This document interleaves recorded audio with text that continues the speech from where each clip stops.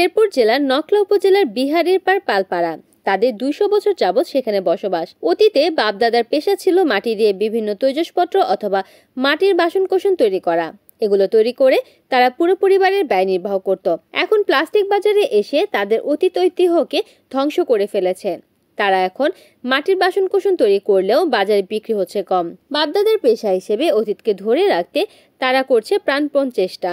পালদের মাঝে অনেকেই অন্য পেশায় চলে গিয়েছেন। যারা অত্যন্ত গরিব তারাই রয়েছেন শুধু এই পেশায়। মাটির তলদেশ থেকে কাদামাটি এনে প্রথমে কাদা দিয়ে তৈরি করতে হয় বাসনকোসন ও খেলার সামগ্রী। এরপর মাটিতে শুকিয়ে সেগুলো পুড়তে হয়। তারপর বাজারজাত করতে লাগে পরিবহন। তাদের সবকিছু খরচ করে থাকে শুধু কিছু সামান্য টাকা, যা দিয়ে জীবন জীবিকা অত্যন্ত দুঃখের এবং কষ্টকর হয়ে দাঁড়িয়েছে।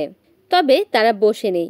বাপদাদার স্মৃতি ধরে রাখতে চালিয়ে যাচ্ছেন প্রাণবন্ত পরিশ্রম। রিপোর্ট করেছেন শেরপুর প্রতিনিধি ইউসুফ আলী মণ্ডল, NN টিভি।